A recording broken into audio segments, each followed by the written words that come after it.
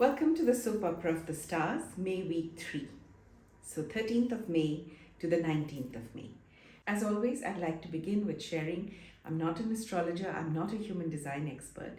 I use astrology and human design both for myself as well as with my clients in my intuitive energy practice. And I've worked for about 14 years with that intuitive ability and 1,000 people.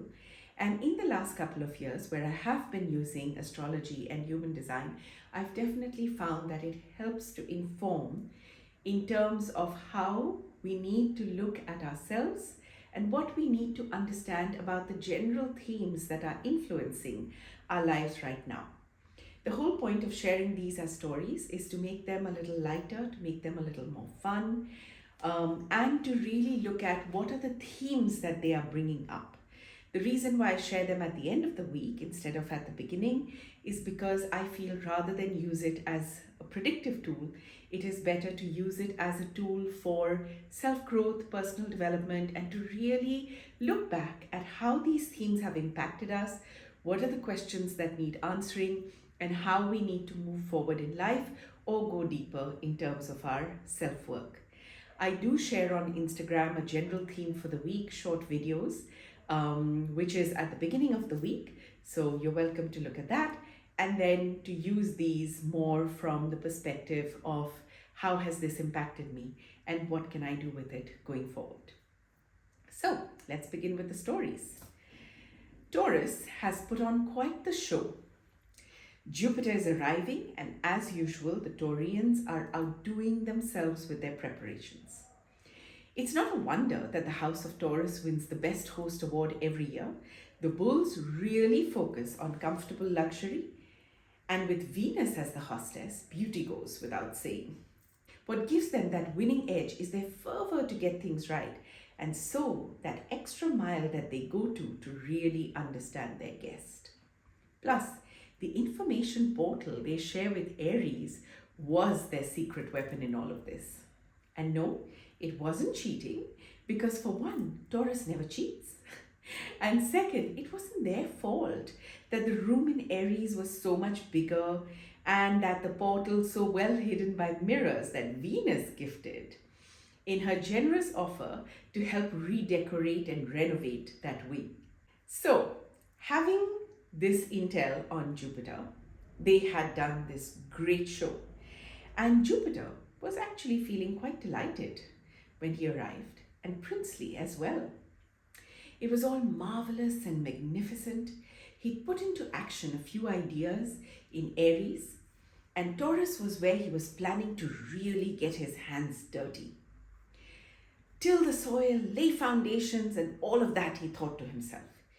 He was mildly annoyed that the conversations he'd started having with Pluto were going to get more intense now that he couldn't hang up or reschedule saying he needed to pack.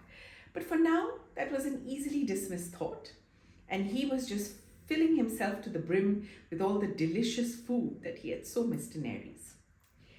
You're going to get soft if you're not careful, says Mars, uncharacteristically fatphobic and clearly peevish at Jupiter seeming to be having so much more fun here than in Aries. Clearly, the dent in treasury was still bugging Mars, thought Jupiter, and chuckled to himself as he ignored the rule and unscheduled interruption. What's on your mind, Marcy? He says, knowing that would only make Mars see red and also knowing Mars would try and breathe through it, given he was still in the house of Cancer and Venus wasn't too far away.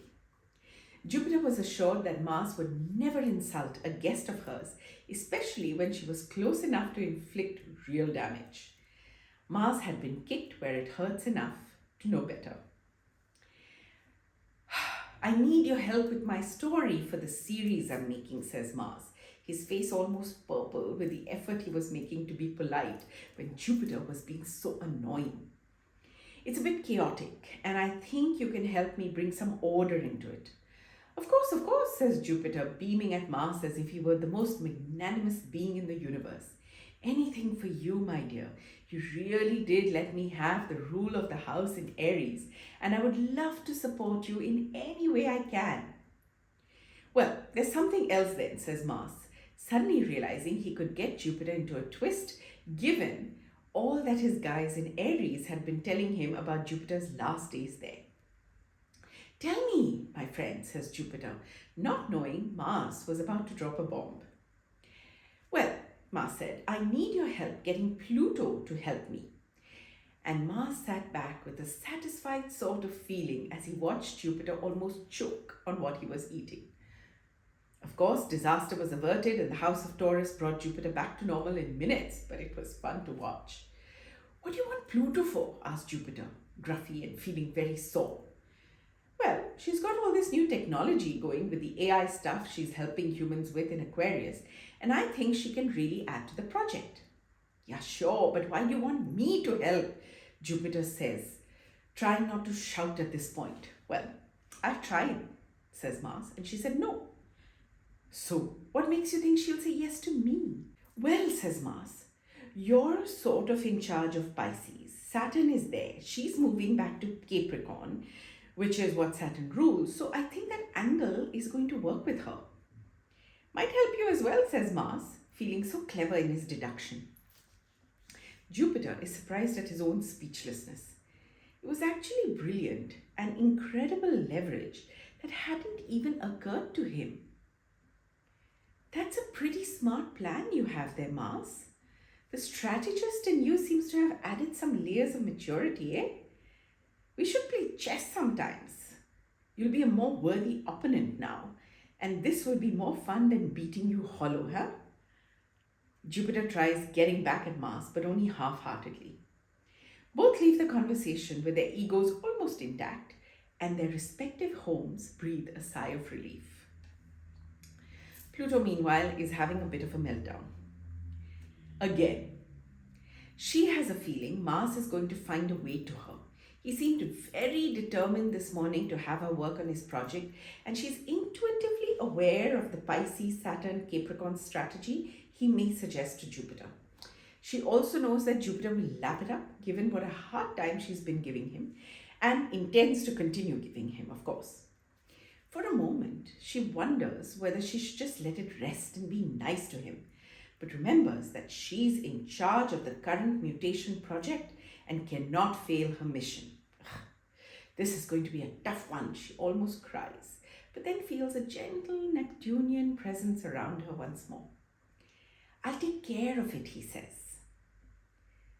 Neptune says, Jupiter has left me in charge after all. Whatever he may do to Saturn, I'll make it easier. You keep going. She hears him whisper telepathically as the soft warmth she was feeling leaves as well with him. Spooky, but nice, Pluto thinks and automatically responds to the incoming call she's getting. She's pleasantly surprised to hear both the sun and the new moon, and she senses from their voices that they're high. Perhaps just on account of being together in Taurus. Well, the moon always does get a bit trippy when she's around the sun, observes Pluto to herself. They tell her that they know she's feeling a bit pressured, but that they urge her to feel fearless about being herself. Know what you want and stick with it without care for approval. Pluto is mildly confused because it feels a bit odd that they should be saying all this to her when it's usually the other way around. Her confusion is speedily resolved though when she hears Uranus in the background shouting things like the pen is mightier than the sword, weigh your words before you speak, and other such. Also explains why it felt they were high on something, Pluto thought, amused. But she did feel a little better, felt like she had friends who cared enough to shore her up, whatever be their motivation, added Pluto, ever cautious. The sun and the moon, of course, were hyped. They felt it was extremely important right now to talk about things like radical authenticity and expressing one's truth and being radically accepting of oneself. The dark and the light, said the moon, dressed all in black, including a veil on her face, courtesy the earth having styled her like that. Yes, the light and the dark, the sun said, looking at her fondly, now that she was no longer sulking about his lack of attention from 2 weeks ago. Uranus was, of course, responsible for some part of the elevated mood, given he'd mixed a little something in the supposedly harmless hookah they were enjoying. And he was feeling the joy of being able to share his radical ideas while they were feeling radical themselves. All in all, a feeling of belonging and understanding hung in the air for now. Venus, who's been observing all of this happen in her house, silent all this time, is suddenly filled with an urge to share and exchange ideas. She wants to talk to Nonna about his take on giving from a space of overflow of love, and to talk with Shauna about owning both the dark and the light. The whole following in Mars's footsteps and practicing stillness has actually really got her inspired to understand better. She also wants to speak with Saturn about boundaries and how they're important when one is ready to give to the collective. She's feeling veritably charged, and this whole talk of transformation seems to be infectious. Basically, the planets are all coming together and saying, we've done the thinking, we've done the processing. Of course, that will never end, but it's time to test things out and hone our skills. What do we want to manifest? What's the part of our life that has been on our mind? What do we really truly want from that? Not what the world thinks we should want or other people want. What do we want? Whose help do we need to get clarity on this? Is it a coach? Is it someone who has what we've discovered we want? How can you get that help and support? What could 1 year of steady, stable focus on that aspect give to you? Can you start with that focus right now? What is the daily practice, daily rhythm that one can put into place for ourselves? Even if we begin with 10 seconds or 1 minute, what is it that we can do every day to get to where we want? Now, if any of this resonates and you would like to work further with me, please let me know in the comments below. Write to me on asoneis.pn@gmail.com, or check out my Instagram page @Pallavi108, where you can DM me as well. And please do like, share, subscribe to the channel. Please do share these stories if you enjoy them. I would love to be able to empower as many people to help release the pain and to feel more ease and relief in their lives. I would like to share with you all of the love and light that I can channel. Thank you.